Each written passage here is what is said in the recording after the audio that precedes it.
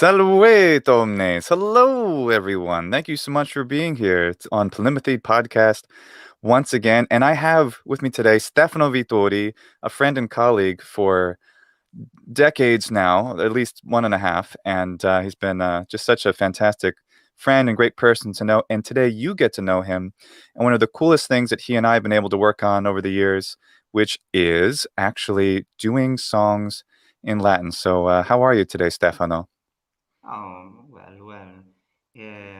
So it's very exciting for me to be here and speaking with you about this fantastic project we undertake Yeah. together. Now it's almost a year. No, it's a year. It's an year. It's a year. Yeah, it's been a year and a few months Oh, since we did the first 2019. song, which was Duque Me, the translation of Scar's.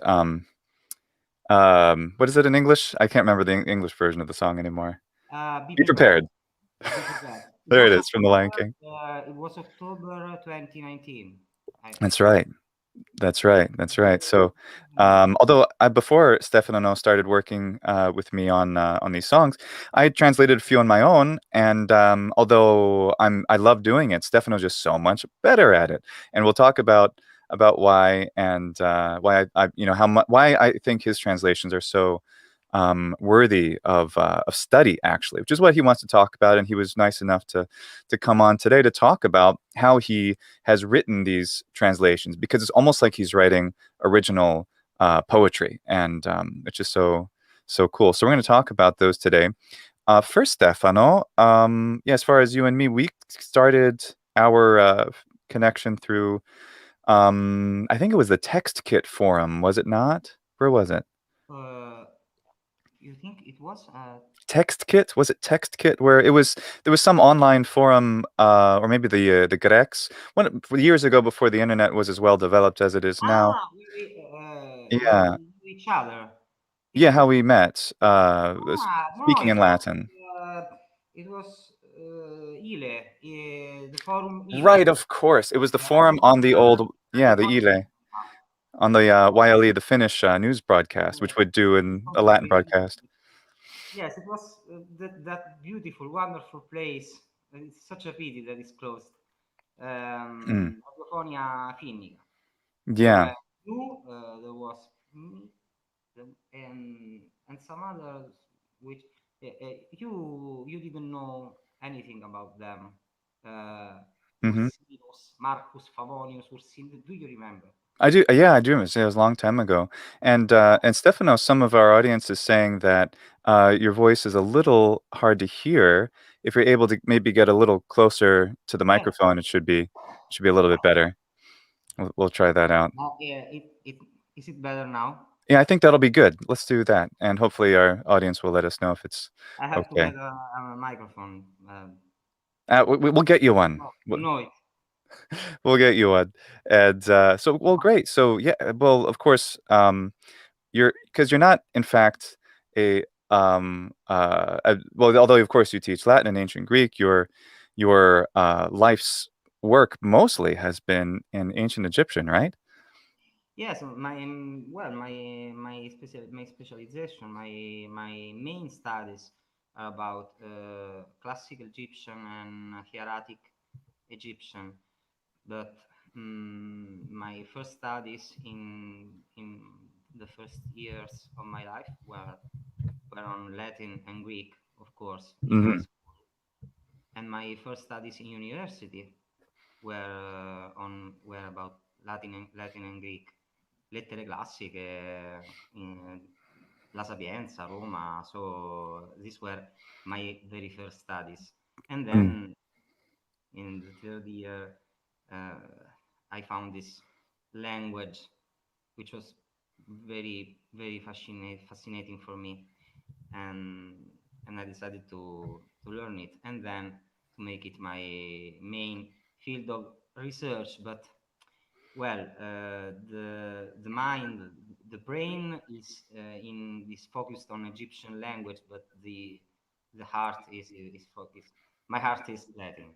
Well, you're literally Mine is Egyptian, but Well, no. you're literally Latin. You're from the city of Latina, just south of Rome, and Lazio and Latium, the original. So, well, why not? I mean, Ta multa homina, omnibusis rebus. well, sure, a few million, but still, it's rare than me. And yeah, so Latin, ancient Greek, ancient Egyptian, and of course, obviously, a broad knowledge of many languages. A proposito, by the way, to our various people out there. Now, normally we do polýMATHY podcasts in English predominantly. Sed scimus multos Latine loquentes ad esse. We know a lot of Latin speakers are here. Oh, ottime. Yeah. But qua propter, si cupitis, because that's, if you want, you can even ask questions Latine et possimus etiam respondere Latine. We can answer in Latin if it's easier. O Italiano, o Spagnolo, or what else do we speak? Deutsch, Oh, Deutsch. I would like Französisch, to. I mean, français. So we can, we'll be able to read at least your questions. So I can whatever, read, but not whatever very. language you want to ask the bid. Egyptian, of course. Hellenistiax istin humin erotan The igar Bible. thelete.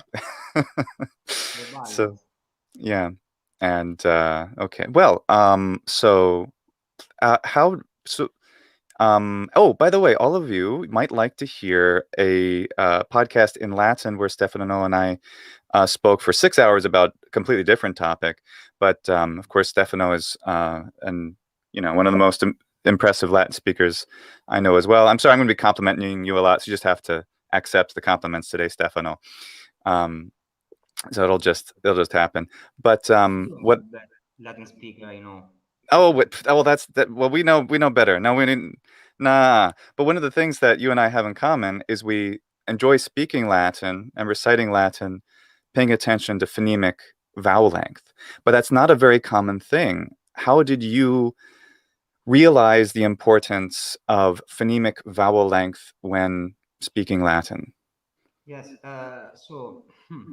And this has actually to do with what we are doing in these months with these songs, because when I was a boy in high school, the part which I liked most was metric, of course.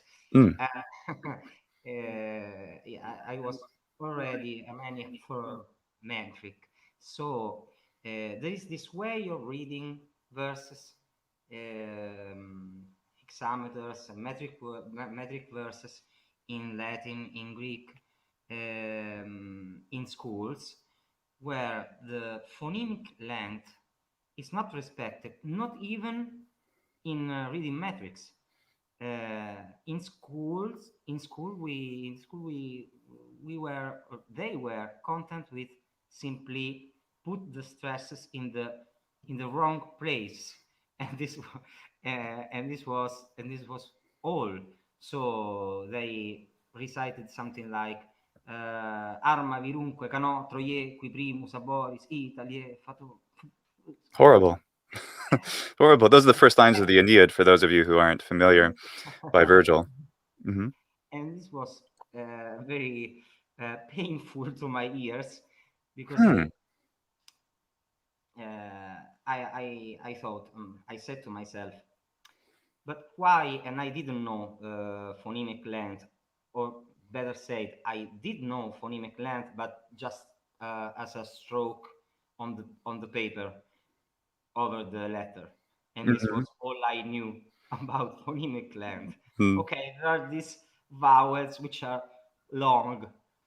Okay, they are long. Hmm. Okay, and until we did only prose, Cicero and Caesar and the other prosastic authors, this was not mm, this great problem. And then we began to study. We began to study poetry. So we studied poetry, and they went and they were going on arma virunque canò troie qui primus aboris, andra moyenne pemusa polutro ponosma la polla. Okay, but I did study. I had studied music in my childhood, and these timings were were not were not seemingly right in my ears, because arma virunque canò, ok, arma virunque canò, but troie, tatan, ta ta ta ta ta ta ta tatan, this was mm, quite, this was very painful to my ears. So I said to myself, it should be arma virunque canò troie. And so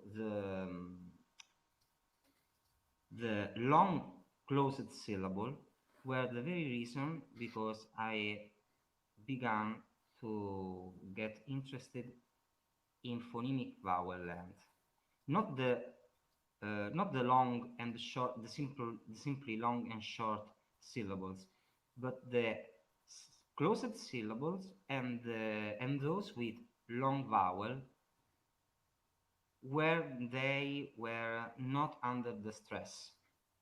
So a student in an Italian school, I don't know elsewhere, in an Italian school, a student recites the dactyl as a dactyl and the spondy as a trokey. Well, and let's teach people what that means, because that's even Yes. with, yeah. Oh, So, and to help people, if you're interested, I have a whole playlist about learning how to do this, about understanding what a trokey is, what a spondy is. So you can go ahead and learn this, but let's tell us, Stefano, what a trokey and spondy are. so basically, classic metric is a kind mm, of music, of speech in music. In this speech in music, you have some units which are called feet. The basic units are mm, quaternary units and ternary units.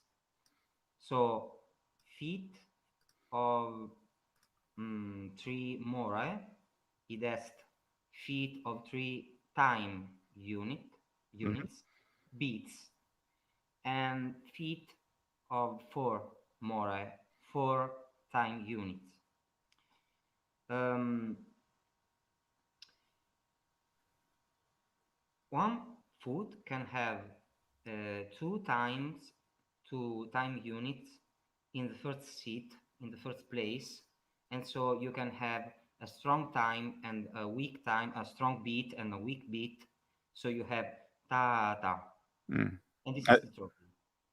If Oh, you have that's jokey. And I microphone, wrote a dactyl. Addita is a one-word example of a dactyl. Addita, long, short, short. yes, so you have the trochee, which is long short, the Hmm. reverse of that, which is short long, and then you have the dactyl, short, long short short. You Mm. can reverse it, and you can have an anapest, etc. So in a hexameter, you have six dactyls, of which the sixth one is actually or a spondy, either a spondy or a trokey, because the sixth foot is diminished, which Hmm. is why it's called catalectic. Right. So if you have this kind of timing, which is isochronous, ta ta ta ta ta ta ta ta ta ta ta ta ta ta ta tam tam, you can have both a dactyl, tan ta ta tan ta ta tam, or you can have a spondy, Mm. tan ta tan ta tan. If you don't know phonemic length, you can mistake a spondy for a trokey.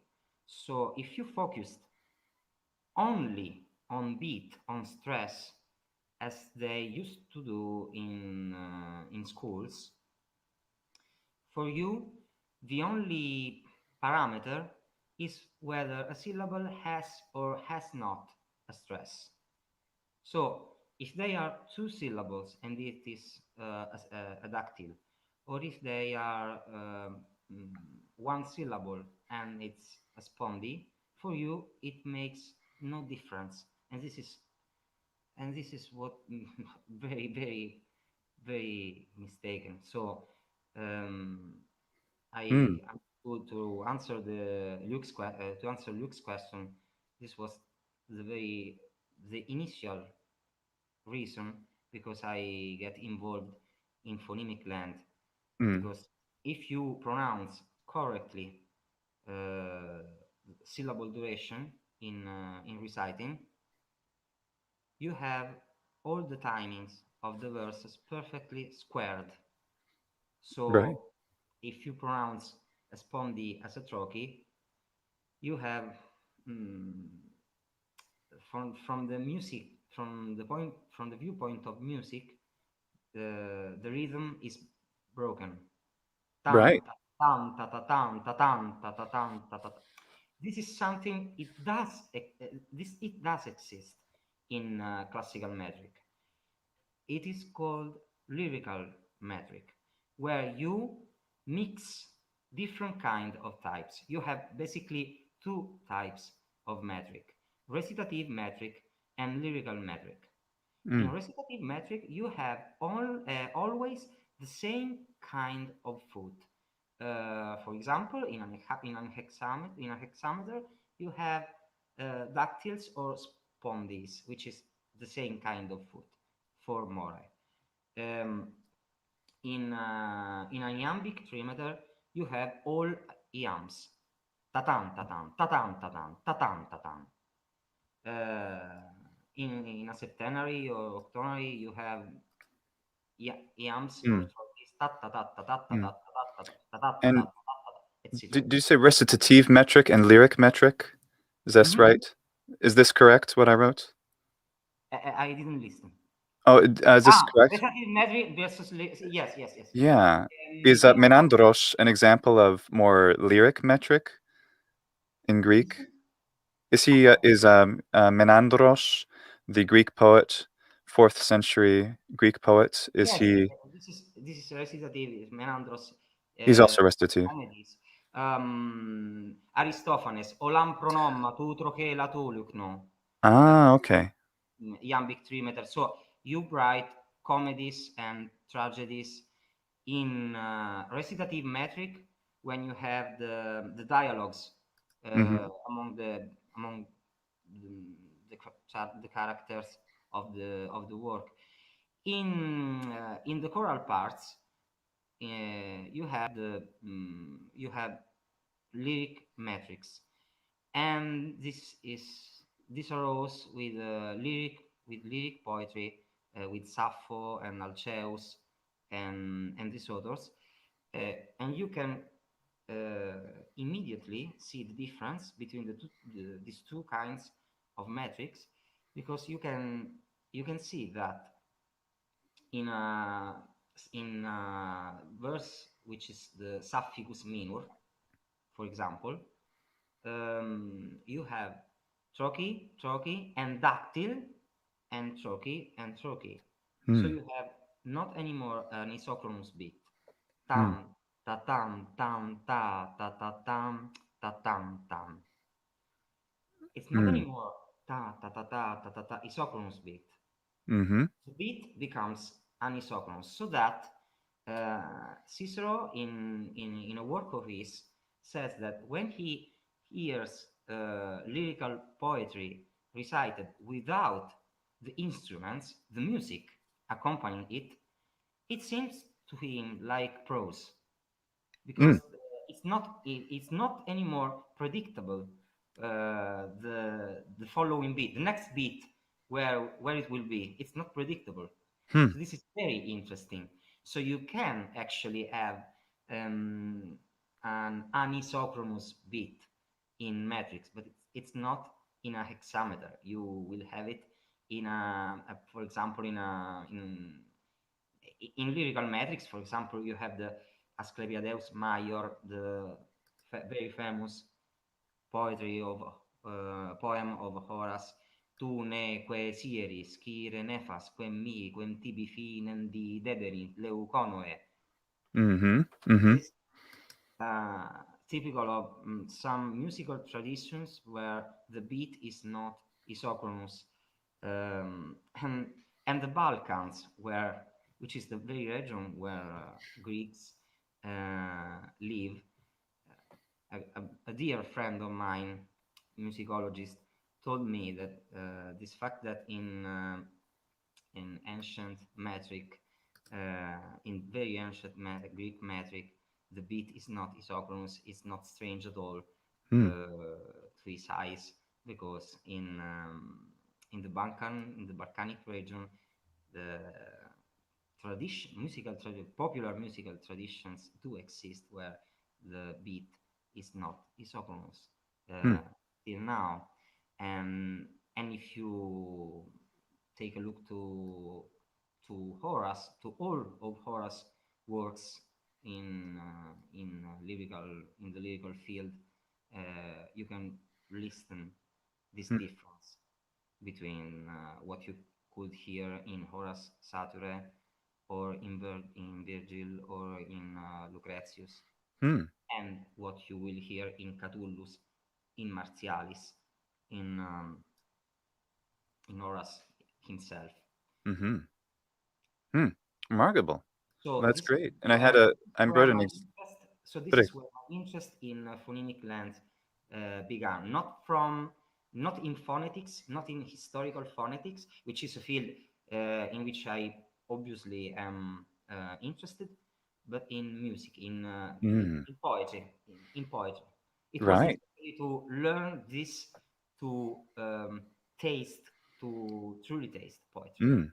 That's right. And I feel the same way. I have a little newsletter I send out most weeks. And last week I wrote one, which you can find if you want on lucranieri.com, where I talked about this exact issue. Because with the ancient languages, both Greek and Latin, their phonologies are changing. And you and I have discussed in great detail over the years how fascinating those changes are. But the constants that is true even throughout, after Latin, as we understand it, becomes a dead language, it's still, people are writing poetry with perfect precision in these meters, all the way through the Middle Ages and the Renaissance. Although there are very famous works like the Carmina Burana, people should know that those are drinking songs. Those aren't really like high art. And you can make them high art with the music of Karl Orff, but they're not, the poetry is not.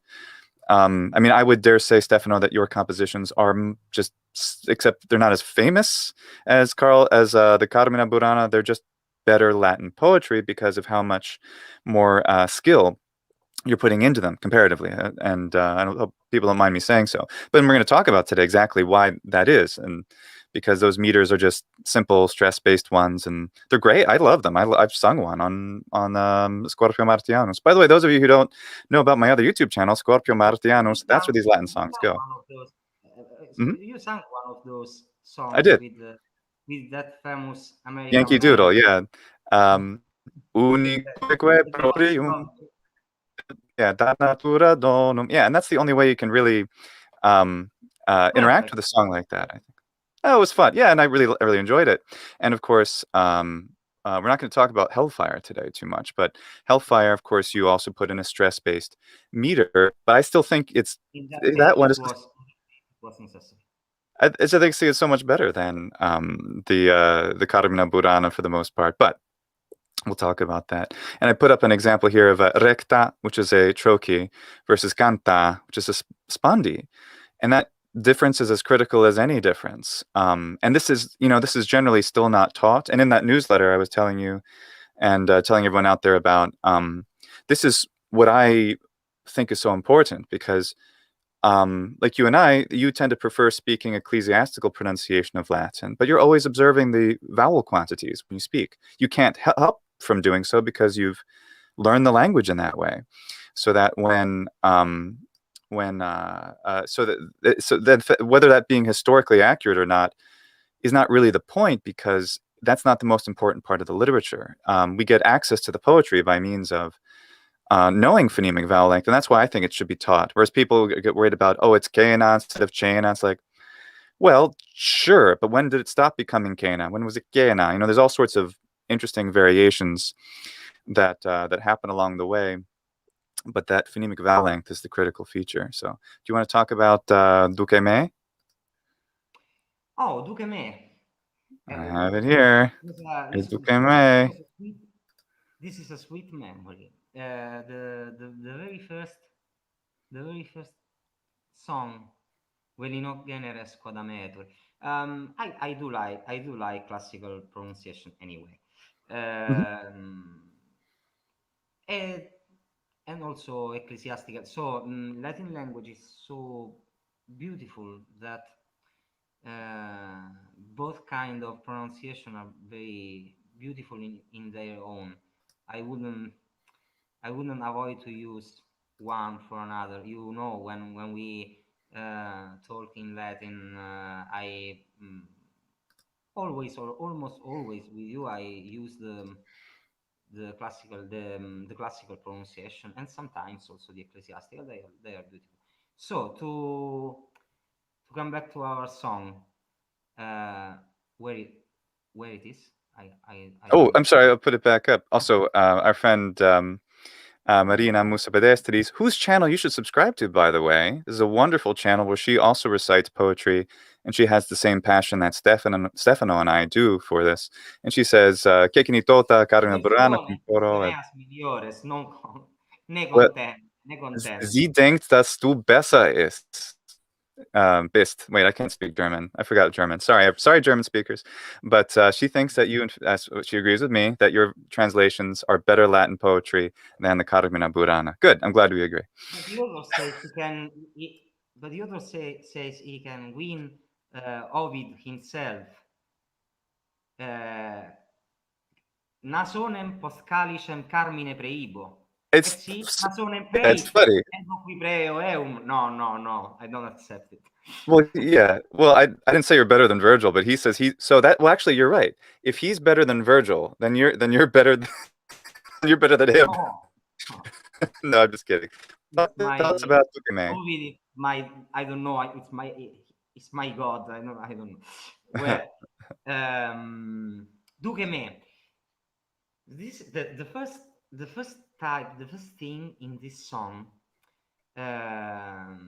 which catch my attention, and it was a day. Well, I have classes. I teach in schools, and in the beginning of the year, they tell you, we didn't give you yet classes, and you don't have classes now, so go and go in that room, in that classroom, and check them, so that they may don't kill one another, and something like that. So Mm-hmm. are you are a substitute for a professor who is absent in that moment, so you don't have anything to do, and you are seated on on your chair, and the students chat with one another, and you what what could you do to make this time pass? So I had this song in my mind, scarce song, and I began to translate it into Latin. It's And amazing. and then I went out from that classroom, and I went to the room, to the hall of the professors, to wait for my next hour Mm. in that which was my very classroom with my real students, and so I went on translating, and then I sent it to you, and I sent it to Luke, and he was so I was so honored by the for the comments he made. He was very generous from the very first moment. When I do you remember when I sent it to you, this text, It was amazing. I was showing floored because you'd accomplished the same kind of thing I've wanted to do with translations I've done in songs. With you simply because I haven't made my career literature the way you have, so I simply am not as familiar or intimately familiar. I don't remember all the things I've read as well as you have because you've read them so many times and been teaching them for years. So for you to be able to, because I really liked it, and I have a little joke that I say to Stefano, because he and I both love the movie Amadeus from 1984, and I like, and I like this because I think it works well. I feel a little bit like Salieri, who was in that movie, and this is not exactly historically true, but Salieri in the movie, he is depicted as being a competent composer, but not nearly as good as Mozart, and so he's envious. Whereas I'm not at all envious of Stefano, and I love him to death. What are Um, you saying? Your bass, yeah, it's very, very beautiful. Thank Your bass, you. It was, but but I mean, I'm glad. It probably has too many notes in it. Just kidding. But what I wanted to say was, the character of Salieri is depicted as being basically the only person who can recognize, one of the few people can really recognize the genius of it. So I was so pleased that I could, and I'm not the only one because we have a nice big audience here today of people who really admire your translations. So I wasn't the only one to admire them, but I really felt like that. Like, wow. He's this wonderful friend of mine is able to do even better something that I was trying to do, and that's because of how well you understand meter, metrics in general when it comes to poetry. I understand it well enough to really appreciate it, but constructing it at this level is still a little advanced for my ability. But yeah, in the beginning here, by the way, for yeah. those of you who aren't familiar, this is. Oh, go ahead, Stefano. Scusa. No, I was about to speak about the song, the Me. Yeah, I just wanted to say this is "Be Prepared" from The Lion King. This is um, the most amazing song in the movie. It should not have been cut from the live action version, which was No, ridiculous. But it's that's like, that. I guess that guy couldn't sing. I don't know.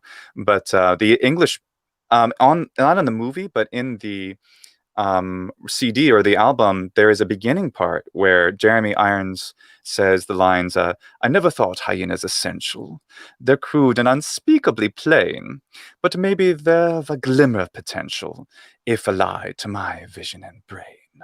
And then the song starts, which says, "I know that your powers of retention are as wet as a warthog's backside." And that's where the song begins in the movie. But that first part is this first strophe here, this first stanza that you translated, right? Yes, uh, this so this song. So it's the character, it's Car's character, which is so beautiful.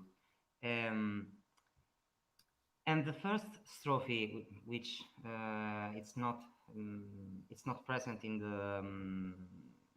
the song versions you can find. Uh, it's so useful and beautiful to understand Scar's character, which is that of a dictator, of a tribunus. Uh, Well, in hoc genere scodametur. Well, this conjunction, I love this conjunction so much. Well in hoc genere scodametur, which is not simply also, which is not, it's not simply to.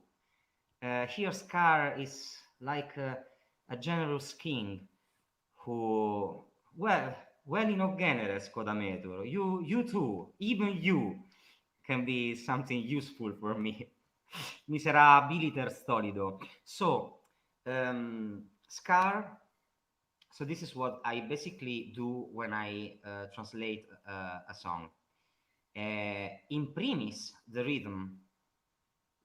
I someone who is in among the listeners now, she knows I very very love the Anapest, which is, they said in late imperial times, the feminine counterpart of the dactyl, Mm, because it's yeah, the reverse dactyl.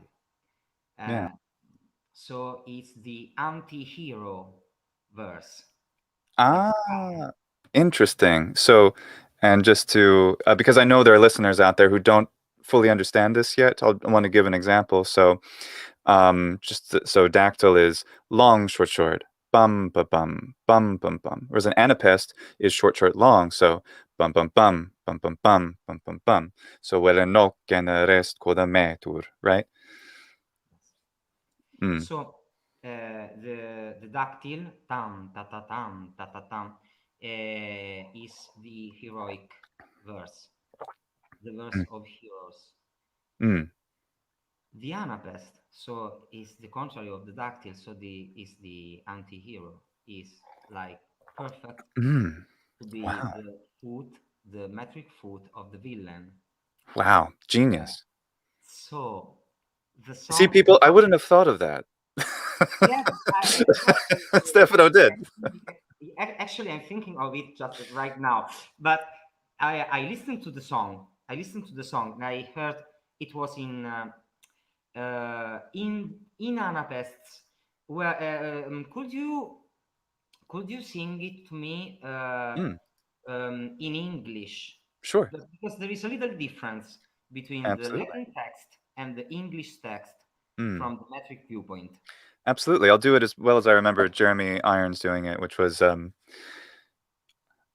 I know that your powers of retention are as wet as a warthog's backside, but thick as you are, pay attention.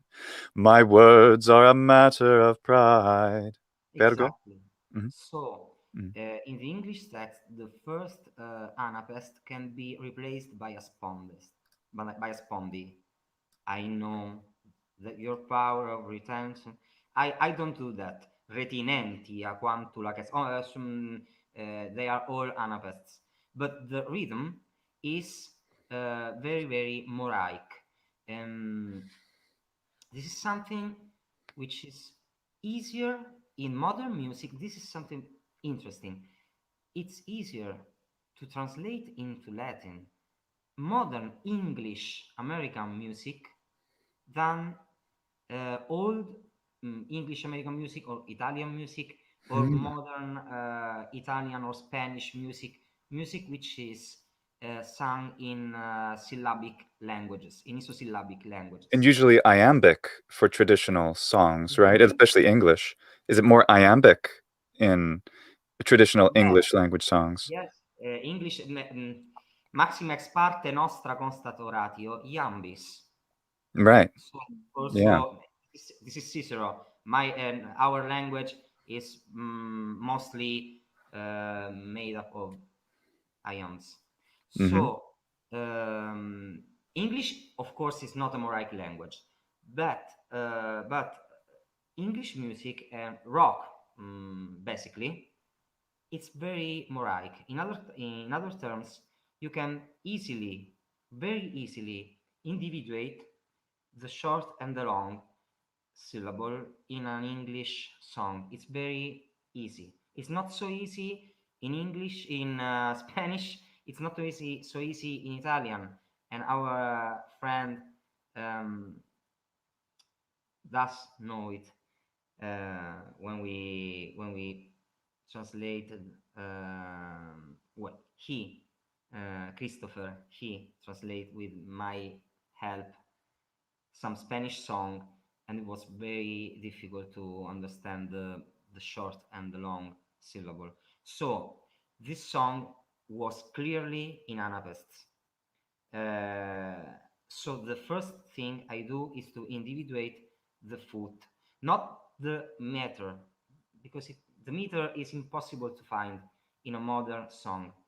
You don't have hexameters, you don't have iambic trimeters, you don't have stuff like that in modern songs.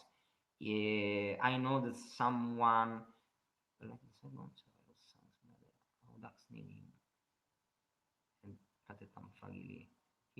no, I'm reading the, well, yes, yes, Hmm. exactly. They are two anapests. Yes. Hmm. So Yeah. I'm saying you have this to individuate the feet, not the meter, the feet, and then to fill them with the Latin words. But most importantly, after after you have found the rhythm, the right rhythm, most importantly, you have to understand the the character, the indoles personae, Mm. the, because this will give you the words, the style, the kind of Latin the character will speak. Scar is, for example, very. It's an educated. It's a well-educated lion. In the beautiful, beautiful German version of this song, Scar says, "Ich red nicht nur Löwenlatein." I don't I speak won't speak in only Lion Latin Lion's anymore. Latin. Lion's Latin. I don't speak only Lion's Latin. S- So, and That's I in, did, is that and a I German didn't know this expression? version when I wrote this. Wow, is that a German expression? Yeah, Scar Marina, says, sagt man das auf Deutsch? Löwische Latein? Löwe Latein? I don't remember the exact verses, but in the beginning, he says, "Ich red nicht nur Löwenlatein. Wow. Ähm, ich weiß die Beschränkenheit der jenen, and then I don't remember, blah blah blah blah. Ist nicht nur Löwenlatein." Yes, Um, Marina so says that she's never heard of a Löwen Latein, but so he's very well educated, mm, and he also is kind of archaic in his language. So you have to also to get a look to the English, to the kind of English spoken by the original character. So by reading the original text, I see a very elegant form of English, which is not outdated, but simply very high. mm, Um, so there are some words which are typical of in this Latin text. There are some words which are typical of a certain kind of Latin, which is the Latin used by Lucretius, which are, for example, retinentia, et quantula, et mhm. ps decidua, and Yes. Oh, ebenti. my favorite thing. Yes, I love it so much, and I love Lucretius so much. Oops, So, oops. Hang on. Yep. Let's talk retinentia, about the phonetical and yes, so this is where it's represented. And Stefano and I have had lot of enjoyable conversations discussing this exact phenomenon, which is essentially it's very similar to a dropped S, which occurs in many dialects of Spanish. For example, and one I'm familiar with, among others, would be say the way Cubans tend to speak, but not just Cubans. Or you hear it from Venezuelans, like the syllable final S. Especially at the end of a word, at least in Latin, seems to be very characteristic of it, where while we don't know exactly how it might have sounded, for example, this word, habentibus, normally with an S, is maybe it became an H sound, like habentibuh. So you have a sh, and then it's debuccalized, so it goes out from the mouth, out of the boca, and then just becomes a habentibuh, and then maybe it's dropped entirely to a habentibu. yes, And that's it's something that Cicero talks about, if I'm not mistaken, as being something that the best orators, when he was young, would always do, right? yes, yes. Yeah. But yes, this because is it's a phenomenon you can see in the beginning of the first century before Christ. I think in Hmm. Lucretius you can see it. In Catullus you cannot see it anymore. Mm, So it's something which disappears more or less in that time.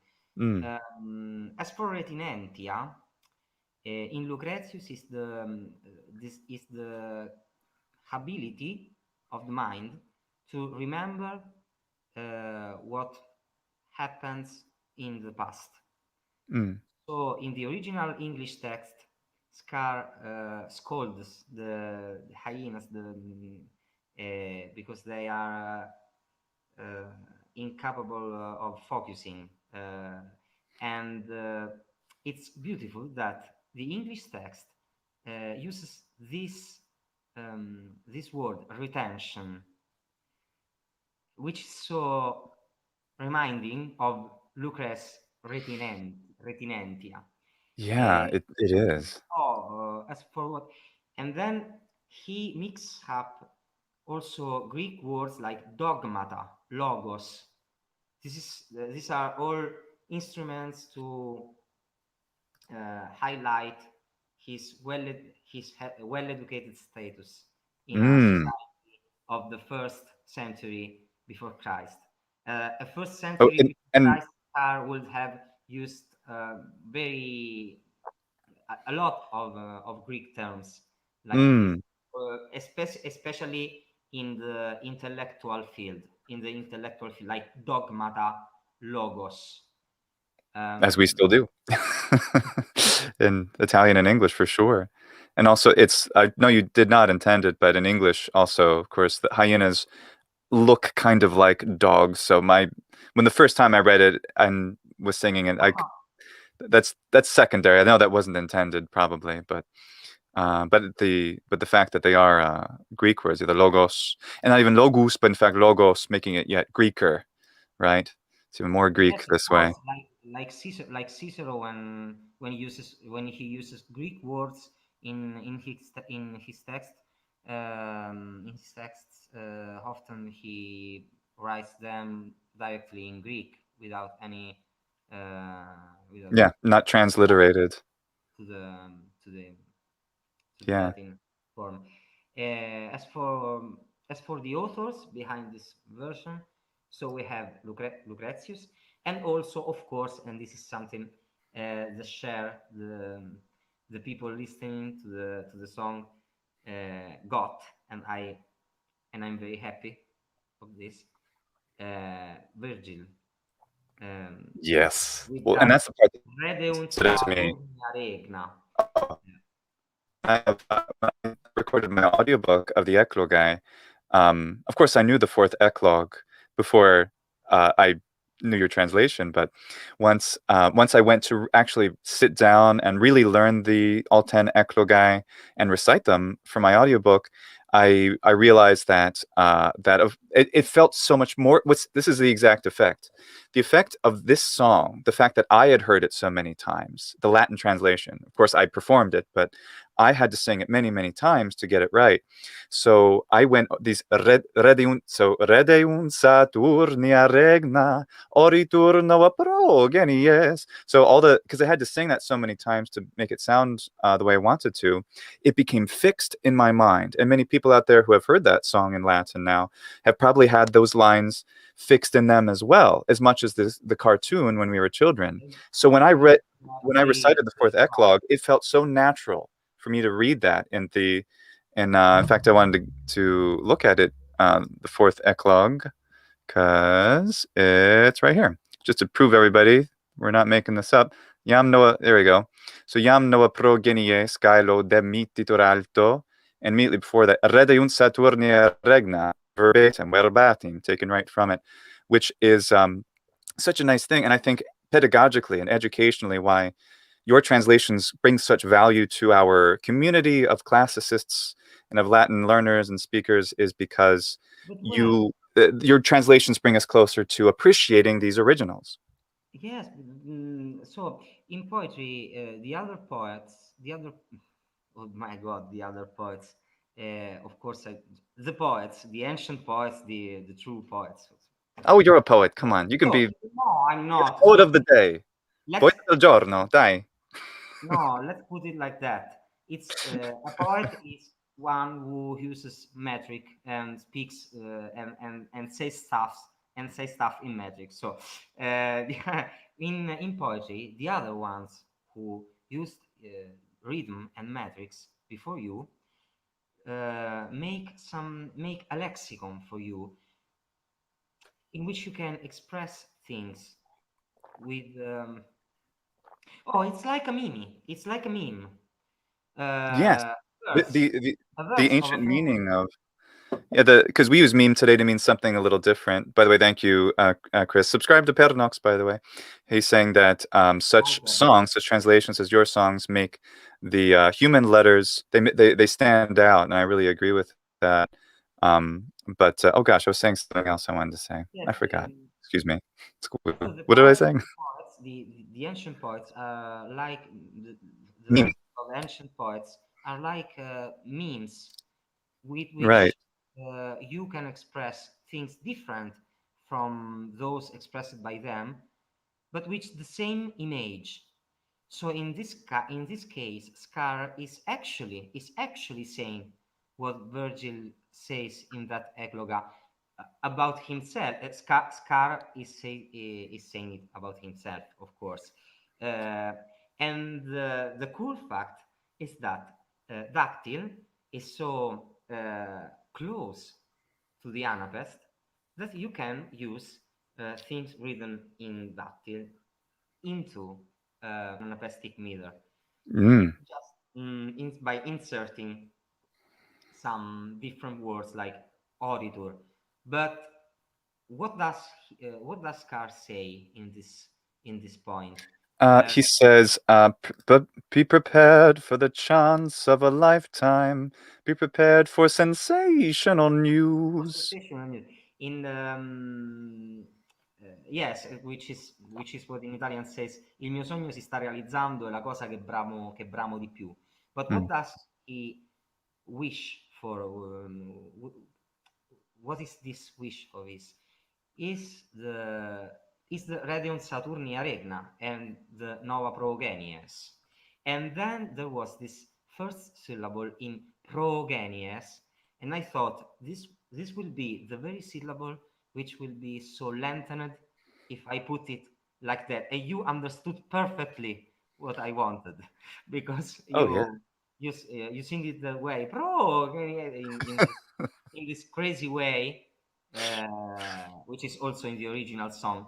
So, uh, so when you have to choose the words, you have also to know the one who is going to sing them. Mm. I thought about you from the very first Oh, verse I thanks. wrote. So I wrote this translation and thought this will be sung by Luke and no Mm. one else. And because I had seen you singing Basia and Duc Me ad Lunam and the other songs and the other songs in Scorpio Martianus, and there was this thing which struck me, which is this ability, this skill of yours to make verses live. Mm. You Thanks. can understand the word medullitus. Well, I yeah. don't know how to say Yeah. that in Well, English. let's teach everybody a Latin word today because it's a great word, medullitus. Tell us what is the medulla in Italiano, poi in inglese? Midolla, nelle midolle, you can understand the soul of not of Yeah. a text, not of a text, but of a single word, and from the medulla of a The single kernel, word. which we think of in English, we think of medulla as the medulla oblongata, which is the core of the brain, the kernel or center, and medulla is the inside part of something. So medullitus is an adverb meaning The inside part of a to the bone, center. the inside part of the bone, Right. uh, I'm sorry. The marrow. the Marrow tender is one. medulla. Yeah, Hmm? the medulla. Marrow, bone marrow. Yeah, yes, Hmm. the tender one, the tender part, the tender Yeah. inside part of the bone. So you know how to make these words live. So you have to think about which word are you going to put in that point of the verse, basing on rhythm, basing on the one who will sing it. Estossum, yes. Um, so basing on rhythm, basing on the kind of person who will sing, and also on the style of the character singing this song. Yeah. Um, Well, thank you. Well, I I'd like to well, I accept your compliment graciously, but I want to defer it into saying that the only reason I can understand this kind of intent in your translations and your really poetic composition. This is not plain translation; it's quite original, and this is why I regard it as poetry in its own right. yes, But Because I speak Latin and you speak Latin, which is why you're able to make perfect, excuse me, perfect. Let's say incredibly fantastic translations. I think they're perfect. They couldn't be better in that sense, and is what I mean. You make these great translations because you speak Latin, and I can perform them usually with the right feeling on the words because I also speak Latin. So, and I think because you and I are we want to be generous to other people who have made translations and performed them on YouTube, for example. And some are very good. Others are not. Others are terrible. That they clearly don't understand Latin literature. They can't speak Latin. It's not the only pronunciation factor which matters is the syllable length, and that's not even considered. And if, like in Hellfire, where syllable length isn't important to the meter, the stresses are. But then they're not even doing that right. So there's really nothing about them which is of any value except brief entertainment, which is a shame because I think the power of this activity that you're modeling for so many people is to really bring people closer to real understanding of the Latin language and literature. Yes, so when you translate, so there is this very well spread error.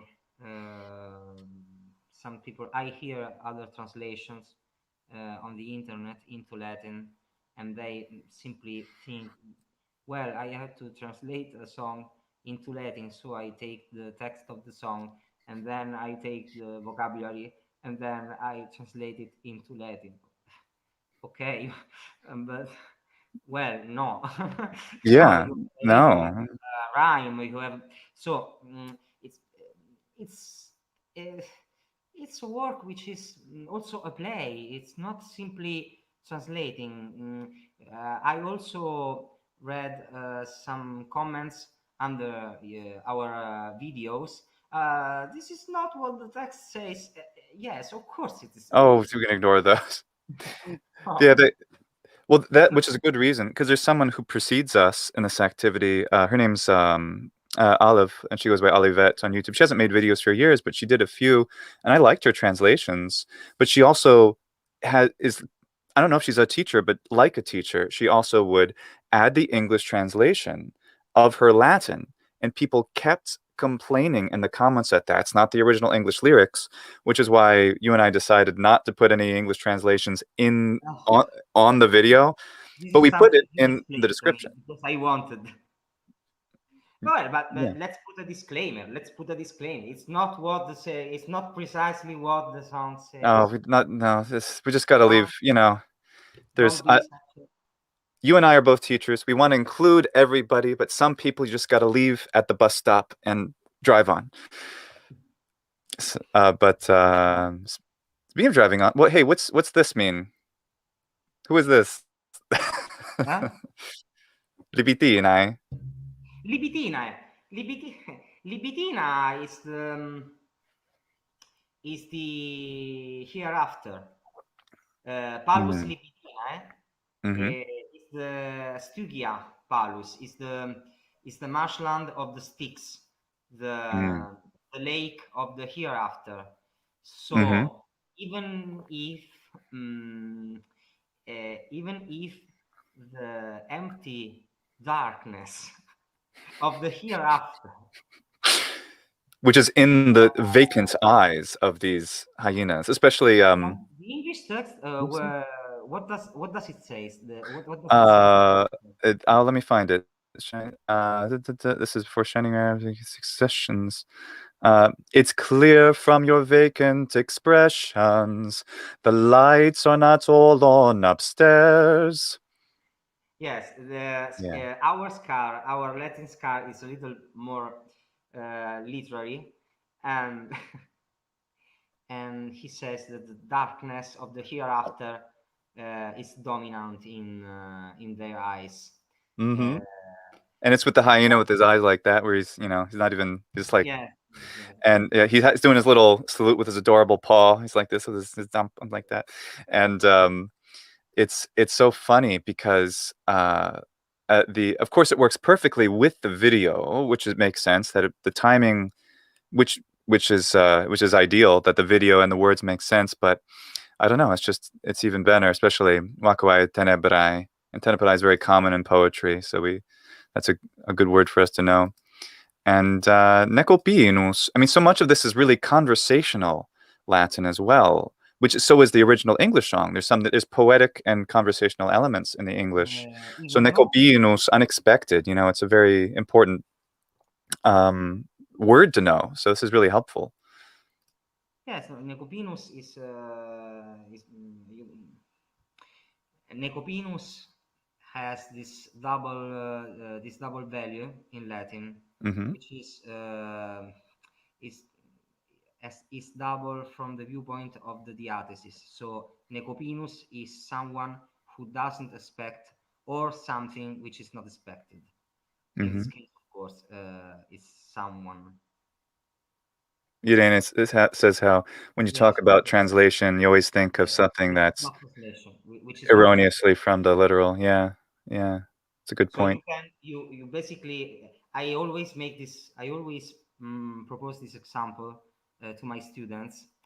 When my students ask me how have I to translate this word, these 3 or 4 words, how have I to translate them, as if there were uh, mm, uh, um, a biunivocal relationship between a word and another in a language A and in a language B.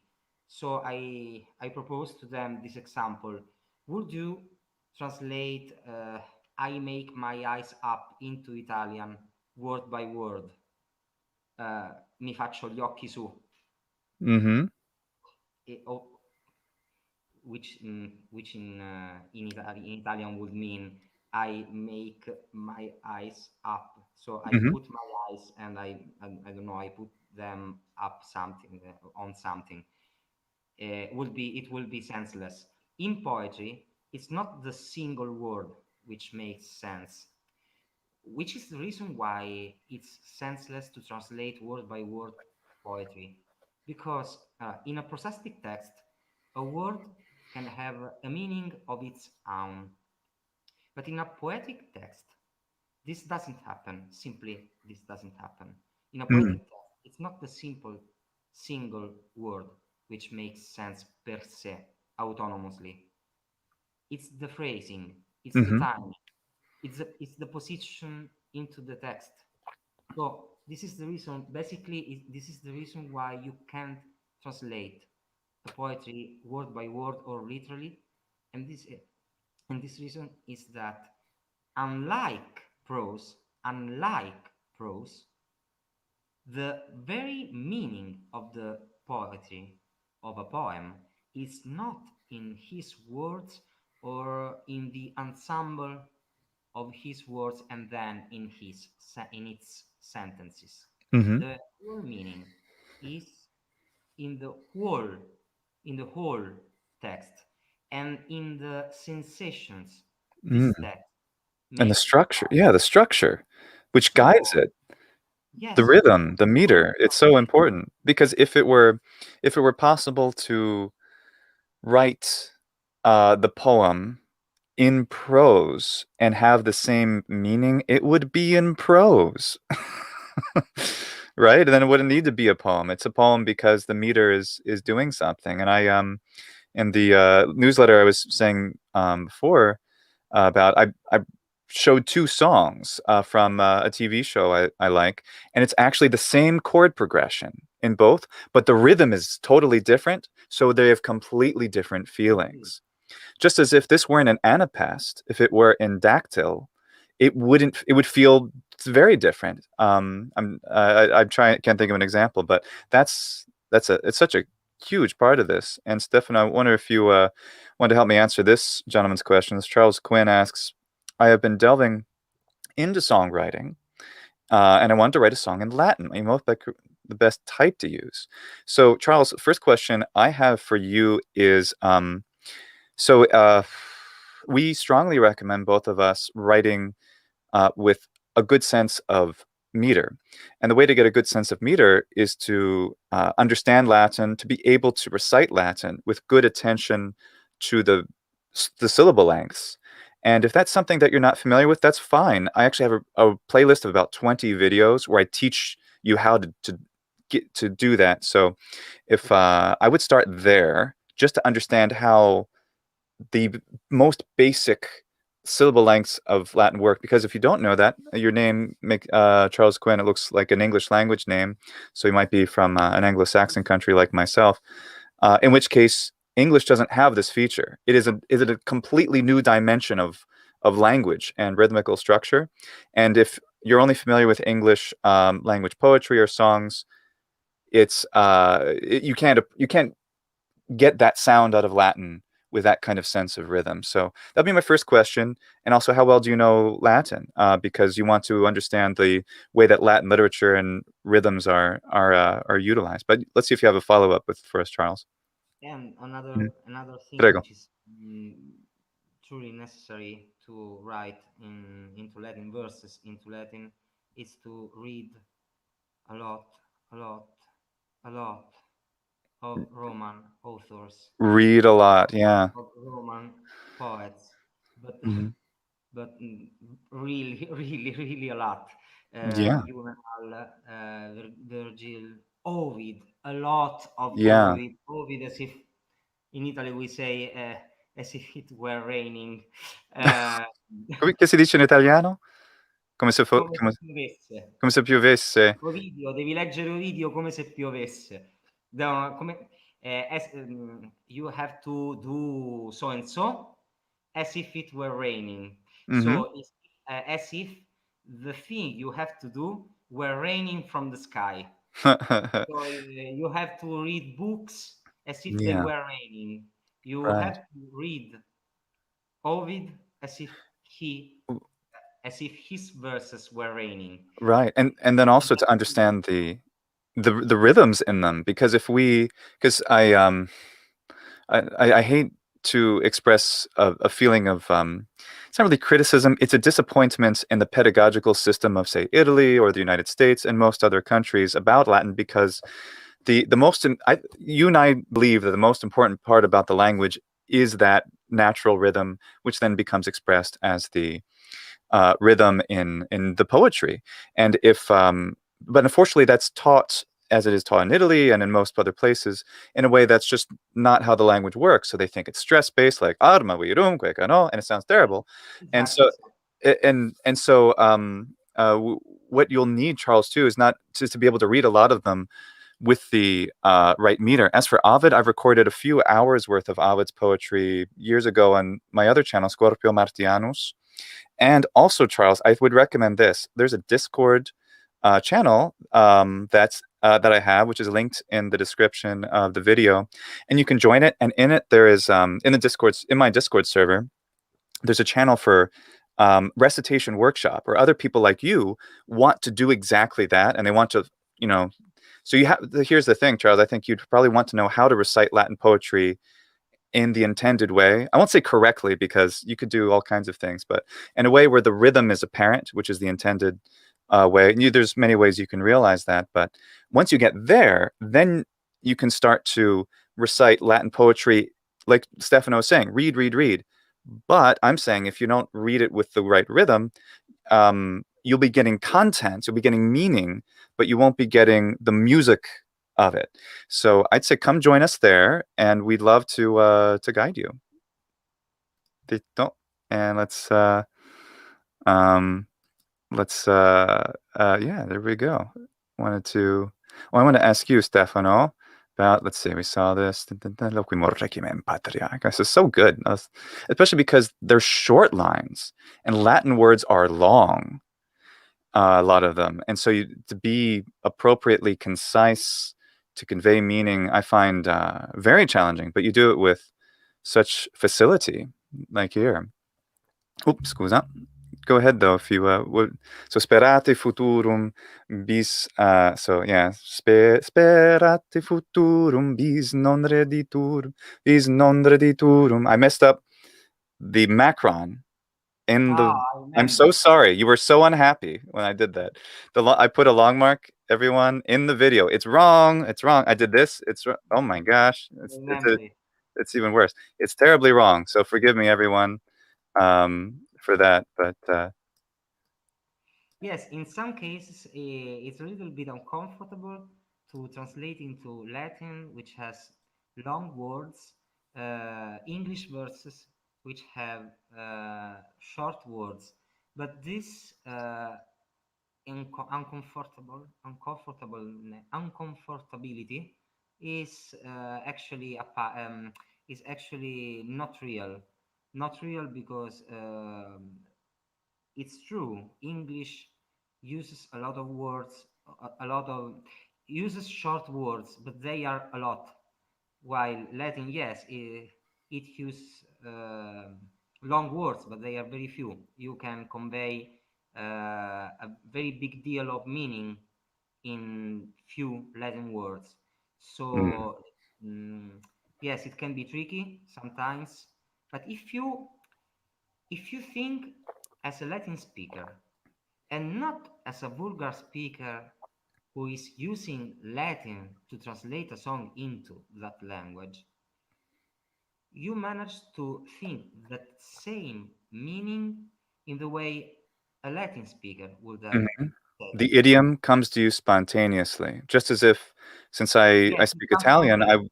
I'm not going to. It's kind of odd. It's like, can you imagine someone who doesn't speak Italian trying to translate a song into Italian?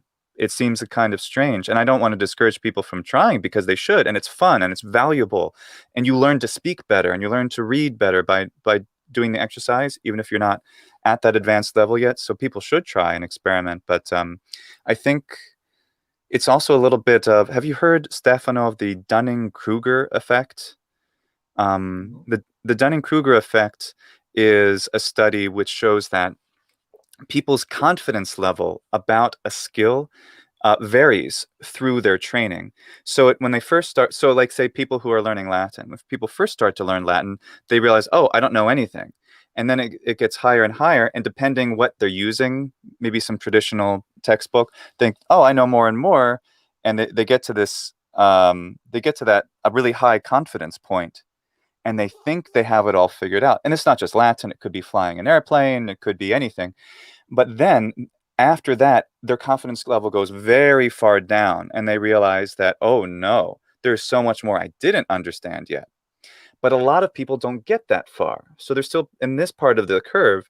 And and I guess I'm saying this to very gently critique the bad translations of Latin songs that are out there, because people think they have it figured out, but if they really knew how much they need to know, they wouldn't ever have published such a thing, because they realize that it's almost gibberish.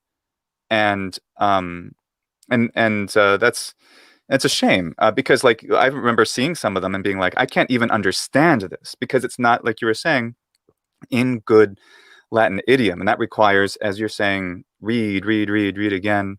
Sure. Yeah. Yes, and this is due to a simple, would you do a version of Under the Sea in ancient Greek? If you, I'd love to help. If I can, I mean, your ancient Greek is better than mine, but I love ancient Greek, so I'm super into that idea. Uh, yeah. Ancient Greek, not my. I know that language. I know that language. I love that language, but it's not my language. My language is Latin. Fair enough. Fair So, enough. You were saying, excuse me, I yes, interrupted you. yes. I can. There is a song. There is a song which is which I and Luke are about to publish. I hope. Oh, and this person, ciao, by the way. She's explaining. She's explaining the Italian. In Italian. This is for our. You keep talking, Stefano. I'll leave this up for the Italiani. So the Greek, so Greek language, I can use Greek language, and it's very beautiful. But and in this thing, I reconnect myself to what you said. Why reading the authors? Language is not only grammar and vocabulary, which is what scholastic grammars make you think. No, language is pragmatic. Language is not only grammar rules and vocabulary, but it's in a giant part of it, a gigantic part of it is pragmatic. So you have to know not how would you say, I don't know, bed, window, and house in Latin or Greek or Sanskrit or whatever. You have to learn how to feel in Latin, Greek, and Sanskrit, etc. Well, how do we do that? You have to learn to feel in that language, Come? not How think. do we do it? Quomodo, quo pacto. How do we do it? Excuse me? Like how can we feel in Latin? Because that's the Reading. goal. And I agree. The goal to translate a song well or to write anything well in Latin is to feel in Latin. But how? Yes, How can you reading, get there? reading. Uh, you buy, you no, you buy. We have the internet. I was a boy, and internet was not such a thing, and almost at least in Italy. But you now have you now have the net. You have the internet. So go to Latin library or Phi Latin text Yeah. and take all Ovid, all Catullus, all Martial, all Virgil, and read. So you um, learn the grammar and the vocabulary in order to just simply understand what he says. But then it is the first brick. It is the first brick. It's necessary, but it's the first brick. The first brick. Then you have when you have the instrument, which is you have your piano. You then have to learn how to play that piano, and you have to play in order to play. Mm, But playing is to hear, yeah. and then you sing. But before you have to hear, you have to hear Mm, what the author said, because they felt in Latin. They spoke, of course, in Latin, but you can speak in Latin if you learn a good grammar. You can say in Latin, well, open the window, let's go out, or you can say that stuff in Latin if you mm, if you learn from a good grammar. But if you want to write and truly speak in Latin and and and write poems or verses or song translations, whatever you want, in true Latin, you have to speak with those who used to speak and think and feel Latin. And these people who were the authors, yeah. uh, all Like the authors, Erasmus. from the ancient ones to Apuleius. That's not. I'm not a fan of the classicists. So only Ovid, only Virgil. No, I am. My favorite poets are Ovid and well, he is a classic, but Lucretius and Catullus, Hmm. who are archaic, and I love I love archaic poets so much. Mm, Uh, but so if you speak with them, if you read them, you will end up by speaking with them. What I hmm. mean by this, Well, that's what you Erasmus said. He said hmm?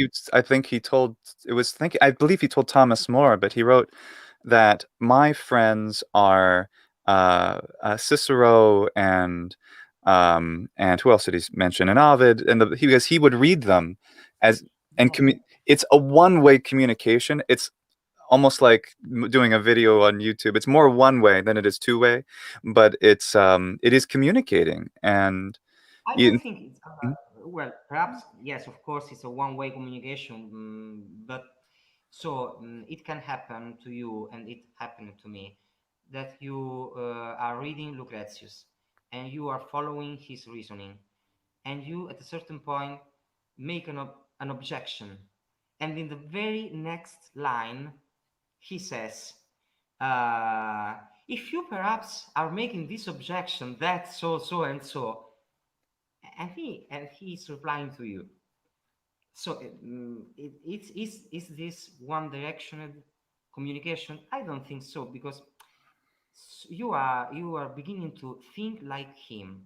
Mm. This is because you begin to make the objections, and he foresees, to make the thoughts he thinks, and then you speak his language in a you truly speak his language. You are not Mm. a grammar, a book of grammar.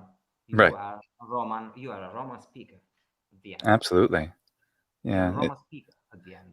And Irene also added that, yeah, you need to know the content. It's necessary to know the author, the context.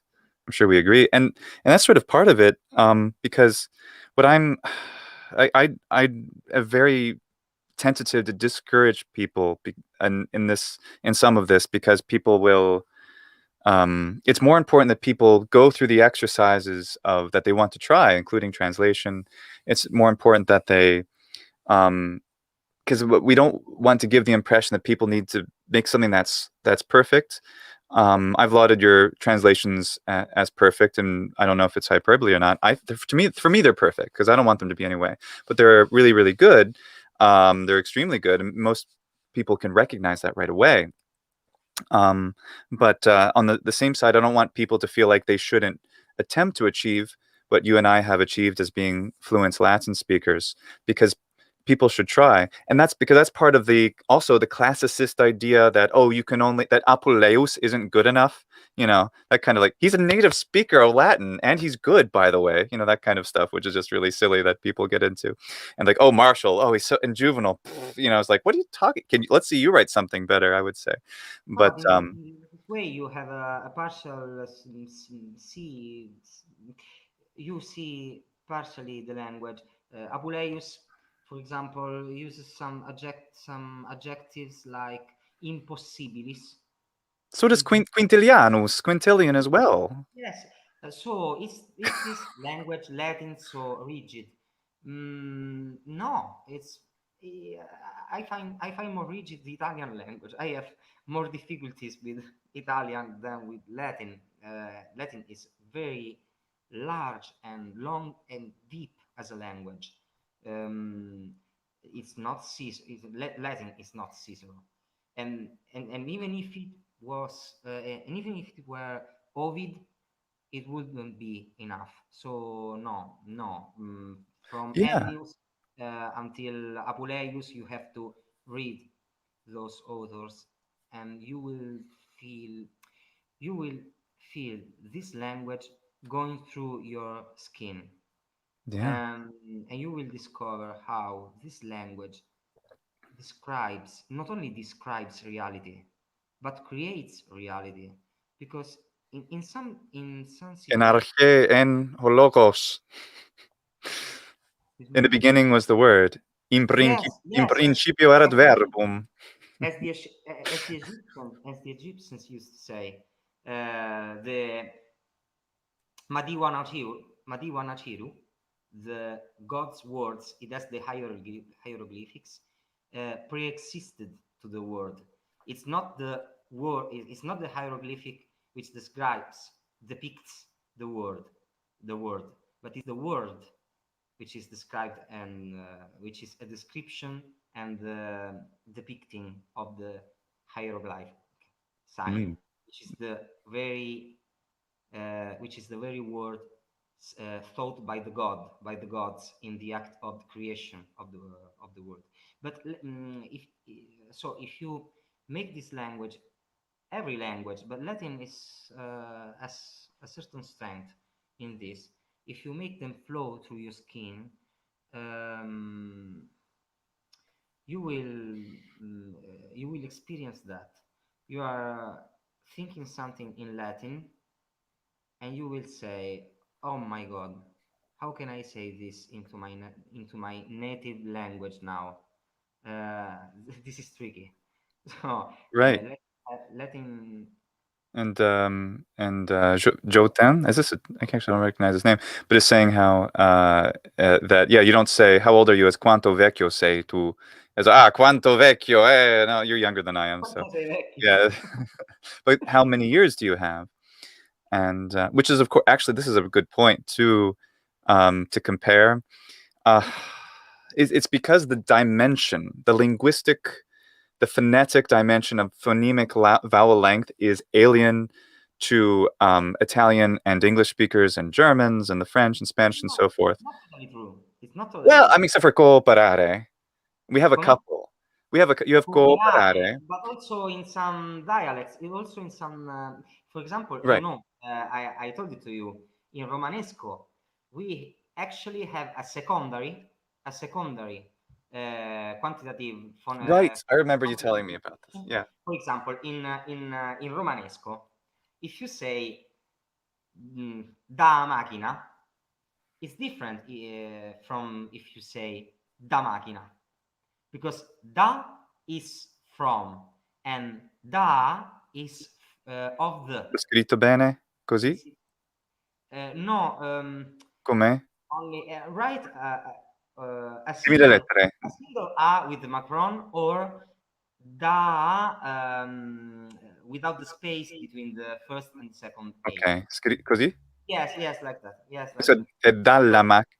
Ma che vuol dire? What does it mean? da macchina is of the car. Ah, so della. Da casa, Ah, of the o house. dalla o della? Dalla? Della. Della So, macchina. Ok, cool. Marco viene Eh, everyone's da confirming. casa. Marco Yeah. viene da casa is Mark comes from house. Mm. Queste sono le chiavi da casa. Dalla Well, casa, it figures that of the house. Romani would still have some phonemic vowel length. So you have more than we do. A secondary one, Right. secondary phonemic distinction. Mm. So da is from and da is of the, and the same a is to Mm-hmm. words, and a is to the, Right. a casa. That makes sense. That's fantastic. Well, I wanted to, well, for the majority, even with these occasional exceptions that exist, like German has some Of long course, vowels too. what you were saying is correct. For the, yeah, not like Latin or ancient Greek where it's every other syllable is something that's not predictable, that you have to learn separately due to its length. And hence my preference for writing macrons. Not everybody has to do it. You just speak that way and you don't need to write them. I like to practice by writing them. But what was I going to add? Oh, yeah, like quanti anni hai, and how funny it sounds when an American or a German or a Spaniard, anyone would say, like, I'll use an American accent because I can do that. They would say, instead of quanti anni hai, they'll say, oh, they'll say quanti anni hai. And it's just so funny because if it's not a na, a sound which doesn't exist in English or German or French or Spanish or Portuguese, Russian has it, which is nice, but it doesn't happen often. It's simply not the Italian language. So but it's still, it's very difficult to convey to people. It's like trying to it's not, it's actually, that's cruel. It's like trying to I was going to say compare it to flat earthers. That's wrong. I can't. It's reductio ad flat eartherum. It's terrible. I shouldn't do that. But just the idea of, like, if you haven't experienced this dimension of language, as I have in, say, Japanese, speaking that way every day with phonemic vowel length, then, or if you haven't simply, as you did, you studied language well enough to understand the importance of phonemic vowel length, then it's really hard to convince people, no, this is really the most critical thing of the sound of the language. And people get obsessed with chena and kena and jamma and gamma and so forth. So it's a shame. No, this is Kena or cena, gemma, gemma, habere and avere. Well, if you go in Australia and speak English and speak Australian English, well, that is English. It's not another language, and they, of course, pronounce that vowel, that consonants in another way. If you go in Dublin, if you go to Dublin and they say Dublin, and it's not another language. It's English with the diatopic differences, but uh, they will not say, I don't know how many years have you. Right. They will say Dublin. They will make they will pronounce English in a different way, but it will be English. So if you say cena, or if you say cena, it's they are two diachronic variants of the same language. But if you don't pronounce the mimic vowel length, you are not speaking Latin unless you are speaking ecclesiastic Latin in a truly ecclesiastic context. So when, for example, a pope, a priest, into the ecclesiastic context, they of course, I'm yes, just of course, writing some notes for people. they of course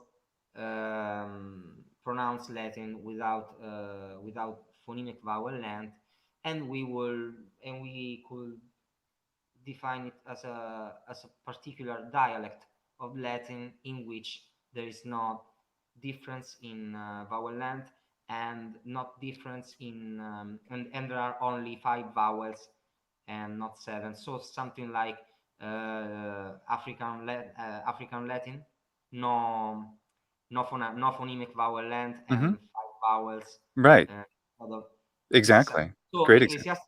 ecclesiastic Latin speakers are basically African.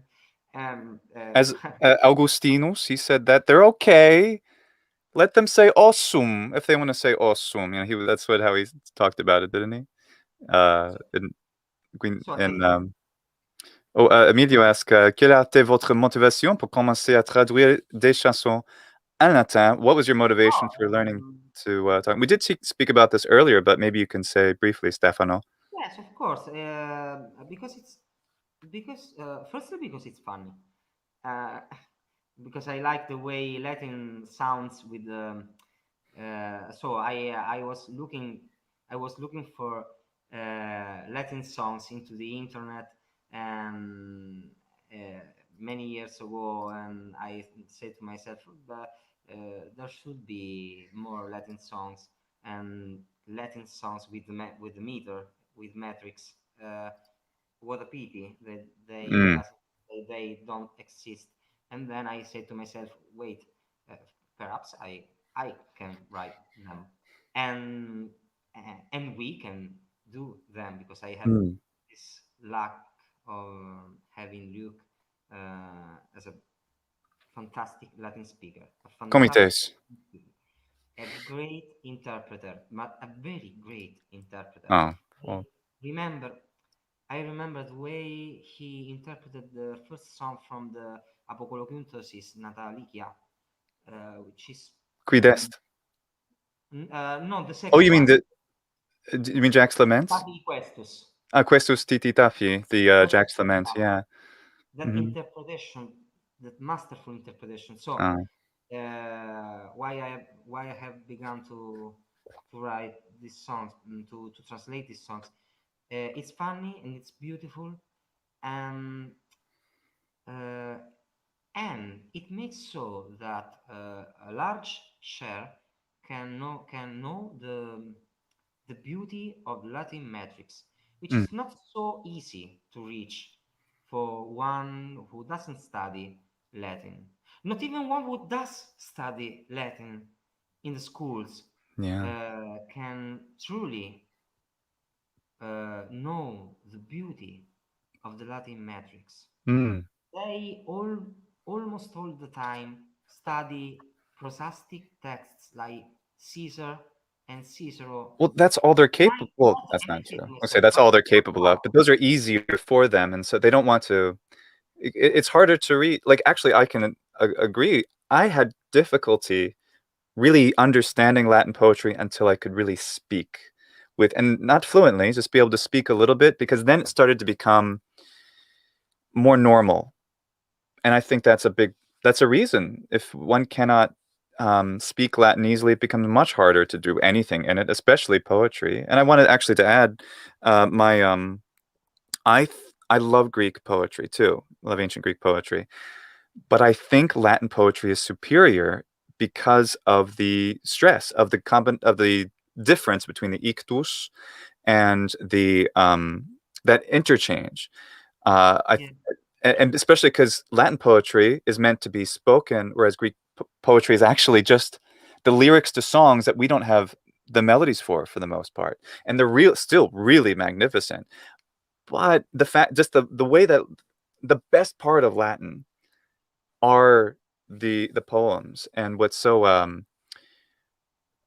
great, and I think I said it earlier before, but I really want to say it again. What your translations do, and what our cooperation in making these Latin lyrics available for people to listen, is that it becomes an ovum, an earworm. It gets stuck in people's heads, the Latin version. And then, like me, like I didn't know Lucretius hardly at all when I was first singing this song. And then I go to him later. I'm like, oh, now I feel it better. And I think that's a real gift you can give to people, that they, when listening to these songs, they will be able to interact with the Latin language in a more with the literature and the poetry in the more normal, not moral, normal, no, This is, with more understanding. this was the next reason why I began to write this text. Um, Virgil's, Lucretius, Catullus' words are, I was saying it before, they are memes which we can use to express all day life now, Right. today, in this age. They describe the world in a way which is effective until now. And if you use their words and put it in that pieces of art which constitute our modern um, artistic landscape, and songs and music and popular songs and popular music are of course part of our artistic popular landscape. You are actually translating not only the songs into Latin, but also the Latin into the songs. So Ooh, yeah, because and that's the point too, that poetry is not, as we've said before, poetry is not translatable, technically speaking. So, which is why you and I both regard your work here. This isn't just the meaning of the song in Latin. This is an original composition based on an English language of song. course, you have to well. I try always to be as close as possible, as close as possible to the original text, because in that there is the true play, the true game. The game Hmm. is be uh, as close as possible to the original text, but be also elegant. Hmm. Um, and don't have a religion of the original text. That's The good. original text is not a religion, but it's but not even to be discarded. The game is that the game is there. It's The game is balanced. there. Yeah. You have to be close to it, but not slave. Yeah. And then you have to use the authors. For example, well, Saturnia regna ducete. Ducete is, of course, It's the ablative absolute. And people always have trouble with this. They think, ducete is I can't tell you how many people said to me, it's Duke and not Duque. And it's like, it's not the. oh, I'm like, no, guardate ragazzi, non no. c'è il Macron qua. I'm like, look, there's no Macron. It's not the verb. Well, they are beginners, and it's fair No, these are, to. no, unfortunately, no. I got some from professors too, though. It's because, and it actually that has to do Oh, with, yeah, I know. from professor. But you're very generous to say, oh, they're just beginners. So some people might, but most people I think recognize it as the ablative absolute. Um, but Anyway, Duket, but they could see Duquete and Ducas nos. Ducas has the macrons and Duque. you live in a different world, Stefano. Anyway, Vivi in un altro mondo, veramente. Ma sei molto generoso. You're very kind. I wanted to, if you have time, Stefano, I wanted to just go through all the lyrics because they're so great. So, um, uh, uh, Ignobile certe tamen omnia Medulla. ferte, ea quae cupiam mihi da. Oh wait, I was thinking of something. Just this is more for people who like my performance. When because of course I enjoy singing it, but I also like putting the details in.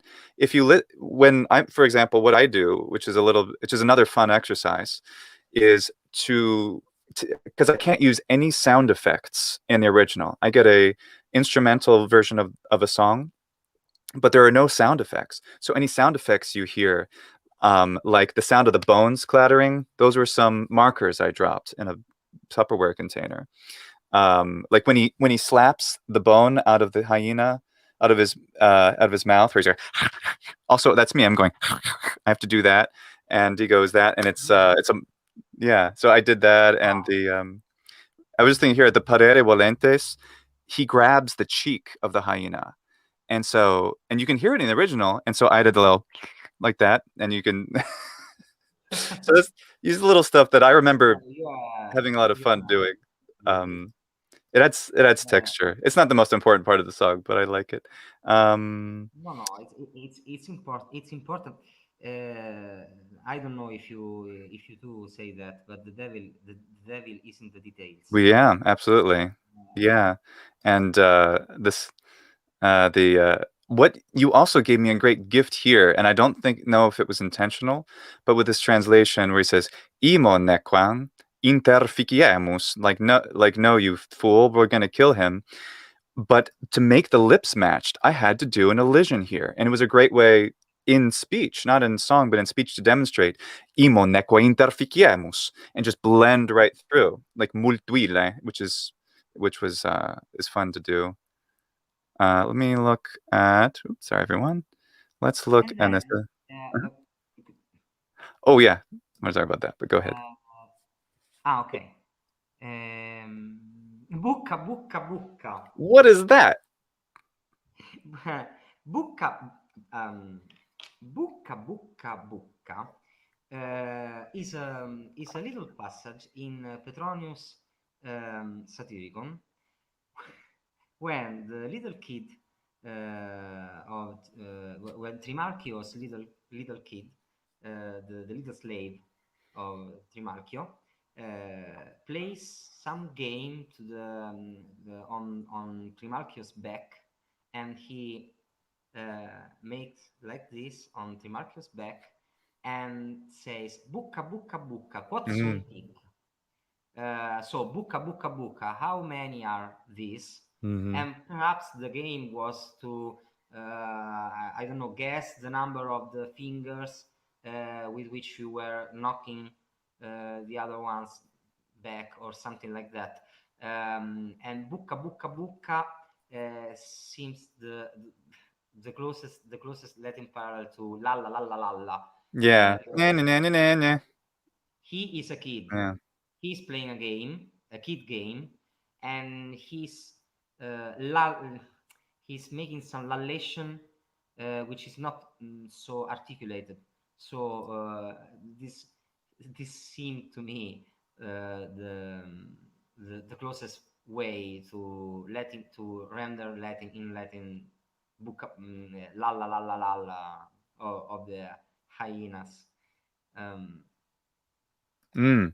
And and and then and then this is one of my favorite lines, where "me questo te fameique finem faxo," because and I remember asking you, and I forgive me for asking. I remember I asked you 2 years ago, did you mean famei and not like famisque about the declension? And you told me. Yes, this is an archaic form of Mm, fames, which follows mhm. the fifth declension. But this line is totally scarred because we have here the future imperative estote, which B is in the future. a very claim of dictatorship. Which you have to do that now and forever. Mm.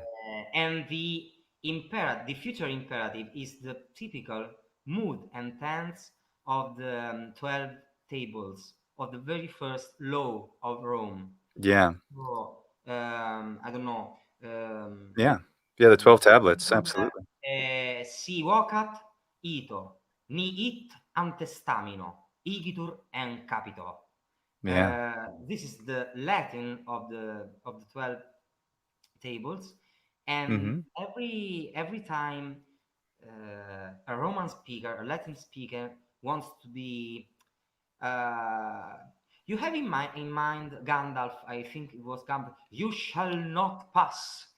Yes. This is You shall not pass. Yeah, yes, yes. absolutely. This is the Mm. our future imperative is the shall or shall not of the English speakers. Mm-hmm. It's a very strong commandment. So, Yeah. amico e fine faxo. Ovid Mm. makes Juno saying Mm-hmm. falleream faxo. Mm-hmm. Faxo is fecero, is the I futurum, will have done. futurum I shall have preteritum done. of the verb Yeah. facio, I Mm-hmm. make. Yeah. Faxo is I will do. But in just plain classical Latin, we would say faciam.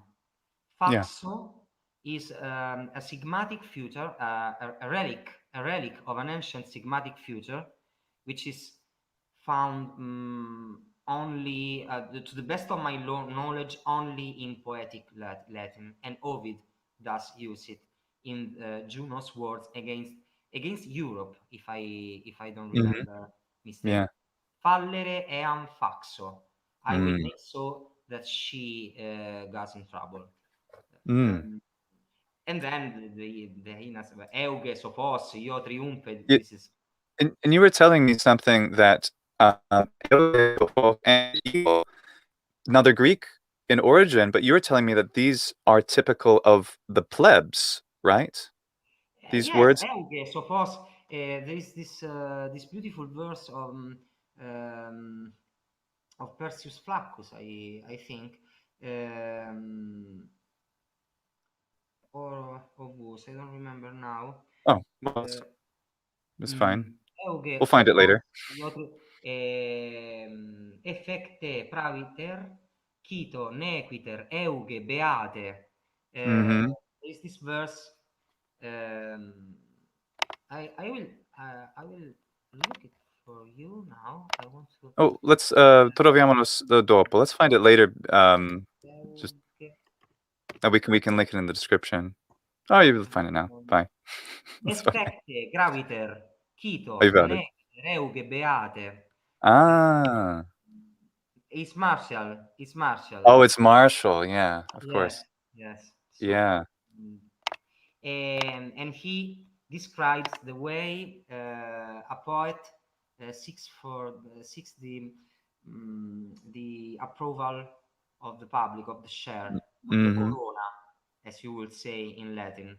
Right. Sopos and euge. As for io triumpe, is simply a Latin way to say. So a Hebrew man would say hallelujah. Right.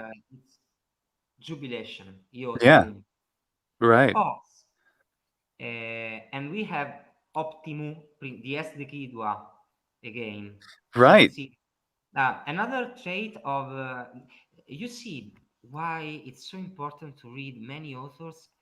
It's important to learn the different styles, the different levels of Latin. If you put the conjunction after the pronoun in second position, CBC datur optimu princeps, this is uh, typical of a very high level of Latin. Um, ista cum I'm making it up now. Cum aec tibi dixero, Mm-hmm. sed melius ecum tibi dixero. Mm. The conjunction tends to be in second position in if the level, if the diaphasic level of the language is high. So Mm. CBC datur optimo princeps, quis enim quid alit cupiat. CBC dabit optima princeps, qui senin quidein videat. Then it's not the first time that Scar, who is so intelligent and well educated and sophistic, makes this kind of parallelismi membrorum. What is a parallelismus membrorum? It's when you use the same scheme but with different words, or with the same words in a different case or ending. So a polyptotus, the same verb, datur dabit, optimus optima, CBC. This is a parallelismus membrorum, which is a rhetorical instrument, a rhetorical tool, a weapon for Mm. the rhetor. You make the person who listens to you think that your thinking way is perfectly symmetrical and squared. So he or she has absolutely to obey to you. Yeah. Scar is very good at it. Well, and so, Like and look at, Miriam, hey everybody, look how I know this I get to make you embarrassed by saying, but look everybody, look how great Stefano is, that not only is he a master of the poetry, but also of rhetoric, of a prose form, and is able to insert that into the poetry in this scheme, which very rarely seen in actual Roman poetry even. So that's I think that's really cool. so there is Cicero who says that rhetoric and poetry are two things very different from one another, and nec quicquam inimicius quam illa versibus. So the rhetoric is the greatest enemy of the verses, but it's not true, and it's not what Cicero means in this case to totally separate the two fields. Cicero simply says you have not to put entire verses into an Well, it's oration. bad for the rhythm, which, again, for people who don't know, that Cicero and all rhetoricians, all orators, writes even their letters, even like Sallustius, writes with close attention to syllable length to give the Yes, prose of a course. meter that's So, different from poetry. yes, when Cicero says that rhetoric and poetry are very different from one another, he does not say that it's not numerosa oratio. Right, The discourse, the oration is not without meter. It's another meter.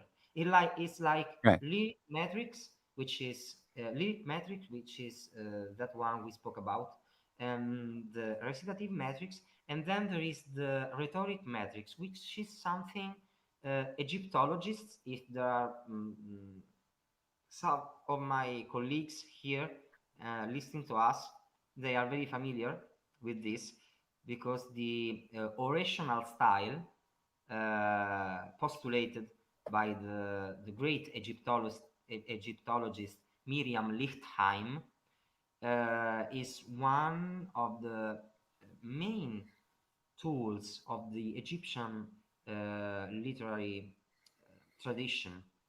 You have the poems, you have the prose, and then you have the orational style, so called by Miriam Lichtheim. Um, Latin poetry is actually in that which an Egyptologist would call orational style. There is a rhythm. There is a rhythm in the words, and there is also a rhythm in the thinking, that which Germans call Gedankenreim, which is a very beautiful word, Gedankenreim, a rhyme of thoughts. And Hmm. look at, if you can, a little scroll Supra, if you can Gyorsum, back, if you go back, sì, yes, of course, comodo, little Quarsum. as before. Sup- Uh, s- go in back parte to superiore and inferiore paginae. CBC datur optimo. Adesso non so come Descende Paulum, descende dire. Paulum, ostende stropas duas, integras, Ec, totas. ec. Askende Hi, Kine. audium. Askende ad CBC datum. Askenderidi. Si, Kine. Comodo. Sic. Askende magis. Magis. Sta. Bene. CBC datur, CBC dabit, optimo princeps, optima princeps, and then licet accipiam mihi plura, mereas modo plurima do. This kind of parallels are frequent in Scar's character, in Scar's way of thinking. He's actually a sophist. Is sophistes. Yeah. Licet accipiam mihi plura, mereas modo plurima do. This is Marshall. When he says, there is this beautiful poem of Marshall, donavi tameninquis amico milia quinque, et lotot multum terve quaterve togam. Qui quod nihilunquam pyladi donavit Orestes, qui donat quamvis plurima, plura negat. So there is this man who says, "Oh, but I gave a lot of gifts to this friend of mine. I am like Pylades for Orestes, or vice versa." And Marshall says to him this very beautiful thing. Look, that Pylades never gave gifts to Orestes or vice versa, because the one who gives gifts, if he gives a lot of things, there are more things that he won't give. So the gift is like a debt, and if you give a gift, it's like to say, all often, not always, often, it's like to say, okay, I gave to you, I don't have to give you anymore, I gave. For some people, the gift is like the payment of a debt. So Marshall says, qui donat quam vis donat plurima, plura negat. So this earworm, this poetic earworm, was spinning around my head when I was translating. So you have to read a lot of authors if you want to write Latin verse, because their words must be your earworms. They Yeah. must spin around your head when you're writing. Idiom. Yeah. Yeah, It's the very like idiom. hmm? The meme. Oh, I wanted to mention this too. People don't realize that meme is actually a very ancient word. Mimema in Greek means Mimema. it's an imitation, Yes, and mimema. They are before memes. the modern era, before this century, meme would be used, and it would mean something like, in for example, Selva Oscura in Italian, that's a meme, or Romeo, Romeo, where art thou, Romeo, or a rose by any name would be, I messed it up now, but or to be or not to be. These are all memes from Shakespeare or from Dante or from literature. So those are memes from literature. Yes, poets basically create memes, and because they create language. A poet does not simply use a language to communicate. A poet creates the language, not the single words, even if, of course, the great poets create words.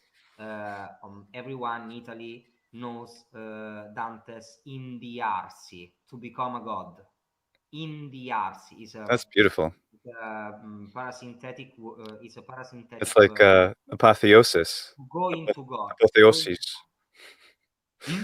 Apotheosis. It's like yeah. Yes. Yeah. So yes, you have to read these authors because you have to learn their memes and to express your reality with their words, with their images. Not because you have to imitate some other people and to lose your creativity. No, this is something which enhances your creativity. This is something which increases your creativity. Mm-hmm. You can't actually create if you have not grammar of creation and the vocabulary of creation. Creation is at all levels. Well, this is just a game. We I translate these songs. I have fun. It's nothing but creation from the very lowest level, from the game, from the fun, to the highest creation. It's actually language. It's a form of language, and like in every formal language, you have to have a vocabulary. Um, Sine fine potestas. Sine fine Mm. you scrolled the Sure, text. yes, go there. It is. The Imperium sine fine dedi. These are the words which Jupiter says of Romans, um, saying that I have given to them imperium sine fine, an endless empire, not simply not simply endless in the sense of in a geographical sense, because they, of course, they know that there are not only Romans, there are the parts, there are other peoples which are not in our empire, and they, of course, did know that. uh, Sine fine, well, finis in Latin is not only end but also limit, limit in all senses. Limitless So the power. Roman Empire is limitless more than Yeah. endless, because And it mhm. lives in all the dimensions, in the chronological one, in the in the cultural one, in the geographical one, of course, at Virgil's times. Mhm. Mm, And this has worked so well too for the movie, because in in the movie, in the beginning, Mufasa takes Simba when he's a baby, when he's a cub, and shows him these are everything the light touches is the finis, is the border, but you can't go into the shadowy area, into the elephant graveyard. That's the finis, that's the border of our lands. And Scar lives. He does not only he actually lives in Pride Rock, yeah. but he crosses that finis all the time, and he hangs out with the hyenas, and he's in the elephant graveyard when he's singing this. So So literally from the other side of the limes, of the finis, he's crossing, and also in the same place where Mufasa tells Simba that there is a circle of life, there is a balance between, we don't go and eat all of the gazelle, we have to parkere, we have to leave some of them to live, so that there is a cycle. And then when we die, our bodies become the herba, they become the grass, and then the gazelle, or the antelope, they eat the grass. So that's the point that Mufasa said is trying to tell Simba, is that potestas, our importance, our power, is by definition limited, and we have to respect that balance. Whereas Scar, almost like cancer, actually, which also keeps reproducing and doesn't stop inside an animal's body, that it just like that, and and in that same moment, Scar is being pushed up by the rocks when he's saying "Dabitur maestas sine fine potestas," yeah. and it's just like this, and it's also a really creepy growth of rock. It shouldn't do that. Rock shouldn't grow like that.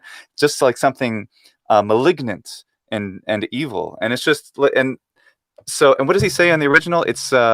He doesn't say that. What does he say? It says um, it says, I know it sounds sordid, but you'll be rewarded. This is why I think, in so many ways, you've taken the material and elevated it not just into the Latin language, but into a place of higher literature than the original lyrics, by and even better complementing the movie. Uh-huh. So yeah, But I well, always thought that. Isn't that? it's a good example of hubris of the Yeah, classic.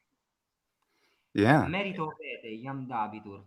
Iam dabitur is something reminiscent of Perseus Flaccus when he describes a man who does sacrifices to the gods in order to have a better field, and to have this better field, he kills his calves and sacrifices to the gods, Right. and says to him, but Okay. how the hell you think to be able to have a better field, a better farm, if you kill all your calves to have it from the gods? And he imitates this man who says, Yam Dabidur, Yam Dabidur. He Right. certain mi est rogandum deus carminis metrica, nisi nimis dettagliato sit. Non è dettagliato, minime dettagliato est. Scritto est in commentario in esse Ionicos a minore. Ego vero Ionicos non vidi, tantana prestos. Ubina Ionici.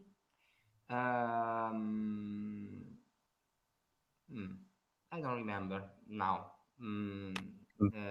Honestly, can we take back Well, in the the comments, if Marina, write that. Scribe qua etiam in commentaris, postquam haec ipsa pellicula edita erit. Tunc et Stefanos et ego respondebimus tibi cum well, I'm sorry. I'm speaking you in Latin for some reason, because you're a Latin speaker. Because we'll answer properly later. Yeah. Can we take back the final part of the poem? Mm-hmm. Ionicus,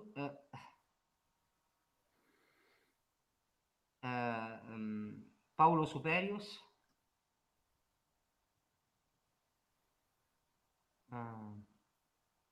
Per tempora duro. Per tempora is an Ionic pes est Ionicus a minore. Is a Ionicus a minore fit. Per tempora tam tam tatam. Enduro is a spondi. Cool. This is an example of Ionicus a minore in this song. Paulo que Superius.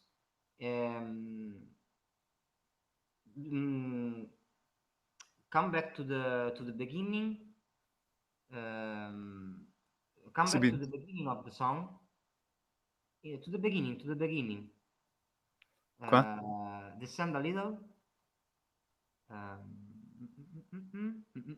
Descend. Bis non rediturum. This is another Ionic. Sperate futurum. So when he says ta ta ta ta ta ta ta ta ta ta ta ta ta ta ta ta ta, when he says in this part, sperate futurum bis non rediturum, so ta ta ta ta ta ta ta ta ta ta ta, these are pedes ionici a maiore. There you go. So, well, you could interpret them as anapest, so spera, te futu, but then you will have an ionicus a minore. So in the first case you have a maiore, spera te fu, and then spondi, turum. Or if you prefer, you can have an anapest, spera, and then te futurum, and in this case is an ionicus per tempora duro. Yes, sperate futurum bis non rediturum, per tempora duro.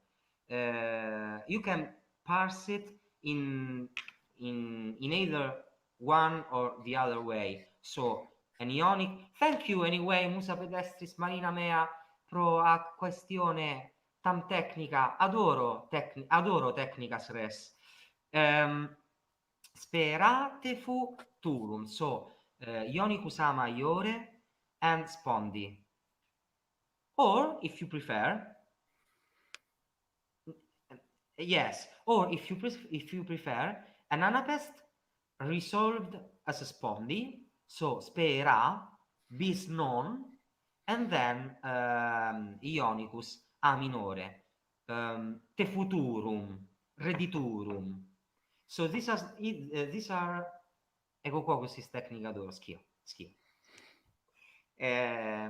So these are the ionici pedes a maiore, well, a minore, in Carmine, in this song. It's amazing. There had been another listener who wrote something. Oh, yes, I put up what our friend here, Sebastian, wrote about a main piece from Exodus. I will pursue, I will overtake, I will divide the spoil. My lust shall be satisfied upon them. I will draw my sword in hand, and my hand shall destroy them. Yeah, thank you, Sebastian. Yeah, they're very yeah, memes. Memes meaning yeah, our idea of what a meme is as a visual thing is a that's a new version of it. Stefano, I'd say if you have any other things to say about this song, what we should do, and if everybody out there wants, leave lots of comments and share this video. If you want to see Stefano and me talk about all of the other songs he's translated, so please, of course, give the video a like. You probably have done that already, and share it and subscribe to Stefano's channel. He has a few really great recordings. I wish you would do more, but we're going to get him a microphone. Thank you, everybody. You told us, everybody, today in the comments, Stefano's mic is low. Mine is relatively high. We're sorry for the imbalance, and we'll see if we can fix that for next time, because we want you to I will hear. get a microphone. I will get a microphone. I promise it. I swear. Okay, we'll help you. Well, don't worry. We'll help. Maybe you'll have a fan out there who wants to get one for you. I just need to, a little of time to go to buy it, because Absolutely. I swear we have microphones in my city. We, We have we oh, have them. sure. I mean, you live in Lazio, They'll so buy it. I caput have been mundi, promised so much. caput Since mundi, praeditum microphonis, plane. no, Uh, our little, no, no, not oh, you're Roma. close enough to Rome. You're My little beloved Latina. well, ultima verba super hoc Ultima carmine. verba, Deo Carmine. For me, as I already said, for me it's a very sweet memory, because it's the beginning of all this, and as a last word of this song, um, it's a little underrated. I see that Mundus Pateat had a lot of share, Yeah, and I was went viral. very happy of this. But Yes, yes, everyone, the songs that Stefano and I have done together should get more views. So that happens, of course, from you watching them, but sharing them with other people, and eventually YouTube will be like, maybe other people will like them. So yes, Stefano rightly feels as I do that these videos should be seen um, more by people, because we think it will inspire people to learn the language. 2 hours, two very pleasurable hours with all of you, and with thee, Luke. Why did you lose the pronoun and with thee, with you and with thee, and with Because Luke? with the singular you. Are you asking Yeah, actually why we lost it? I could tell you. thee, Come mai non diciamo, why don't we say thou and thee anymore? The reason is it's actually the same reason that Brazilian Portuguese uses você, or você rather, Yes, instead of I yeah, know. You basically, voi date del voi a tutti. You basically, esatto. you, vossia, la signoria vostra, to everyone. Yep. To It everyone. went. Yeah, It probably. I know. I believe it started when the British parents were telling. Of course, they were British. British parents were educating their children to be polite to people, but to say you. And as soon as and so the children would say you to the parents. That was the first change. But maybe the parent would say thou, child, and then you, father. And then eventually, once the parents started saying it to the children, their own children, that's when it died. That's when thou and thee died. There are some dialects in England which still have it, but it doesn't conjugate like thou shalt or thou dost. Doesn't.